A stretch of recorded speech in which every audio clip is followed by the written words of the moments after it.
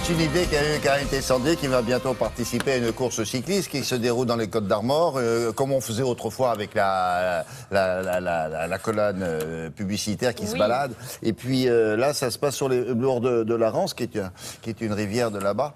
Et ça vous a permis de penser à cette bouillabaisse qu'on ne connaît pas du tout, nous, et qu'on n'imaginait pas. Mais on ne l'appelle pas comme ça quand même. On ne dit pas c'est la bouillabaisse bretonne. Non, on ne dit pas ça. On dit c'est la cotriade, qui en breton signifie contenu d'une marmite. Donc c'est vraiment cette idée-là, c'est-à-dire la grande marmite du pêcheur, hein, où on met tous les poissons que l'on a.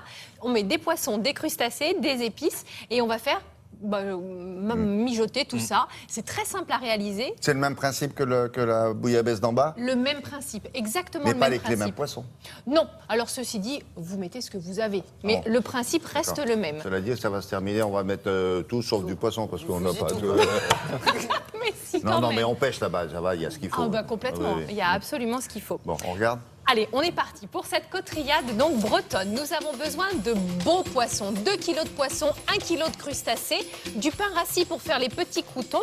On aura besoin également de pommes de terre, de carottes, de navets. Il nous faut des légumes dans cette cotriade avec de l'ail et du piment ainsi que du safran pour colorer le bouillon et donner du goût. Regardez-moi ces beaux poissons.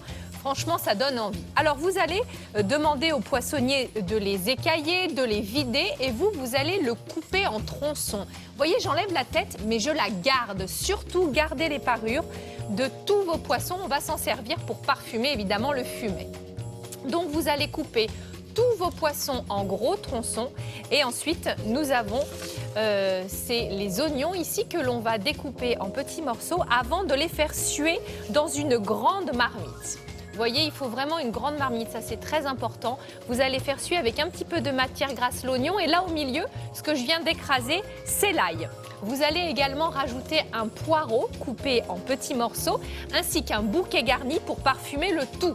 Donc là, vous faites revenir l'oignon, l'ail, le poireau. On a mis un peu de chair de tomate et vous allez bien mélanger le tout avant d'ajouter, vous voyez le petit panier que je mets, c'est toutes les parures que j'ai gardées, les têtes, les queues et je vais mettre du liquide, à peu près 3 litres d'eau portée à ébullition et pendant cette ébullition, en attendant que ça bout, vous allez éplucher tous vos légumes, les carottes, les navets et les couper en petits morceaux.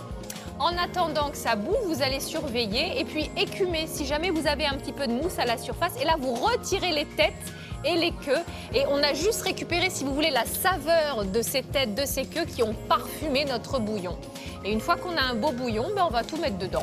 On va d'abord mettre les légumes parce qu'ils sont plus longs à cuire. Donc 15 minutes avant, on met carottes, navets et 15 minutes après, on rajoute les pommes de terre. Et ensuite, vraiment, on met tout dedans, hein, on ne se pose pas de questions. On va mettre tous nos poissons, environ 10 minutes. Ensuite, on va rajouter les petits crustacés. Alors, on récupère le tout. Et là, il n'y a plus qu'à présenter. C'est-à-dire que vous enlevez vos poissons, vos crustacés. Alors, les crustacés, c'est facultatif. Hein. Vous pouvez les mettre ou non. Et ensuite, vous allez filtrer le bouillon. Comme tout a cuit dedans, vous avez pas mal de petites choses. Le bouquet garni pour avoir un beau bouillon. Passez-le juste à la passoire. Ça va enlever pas mal de petites choses.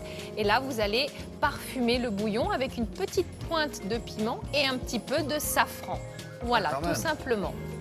Petite pointe de piment pour relever, il faut que ce soit pas... Alors là, faites-moi pas un bouillon fadasse, hein, tu sais, l'eau... Ah non, il faut... Fadasse. Oh pardon, on est en Bretagne.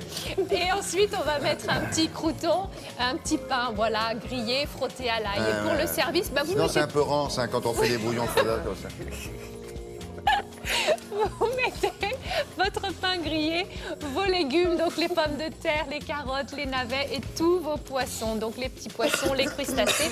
Et vous allez mettre une belle louche, vous voyez, de bouillon sur le dessus. Franchement, c'est exactement comme la bouillabaisse. C'est vraiment le même principe et c'est très parfumé. Mais c'est très connu dans la cotriade. Oui, la cotriade, c'est très connu, William. Dans les Côtes d'Armor. Il y a les crêpes et la cotriade. Ah ouais.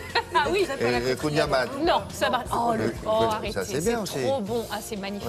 Ouais, bon, pâte feuilletée, beurre, sucre. Voilà, si vous passez par là pour ce tour cycliste. Merci beaucoup, Je vous en Karine. prie. On va s'intéresser au cinéma.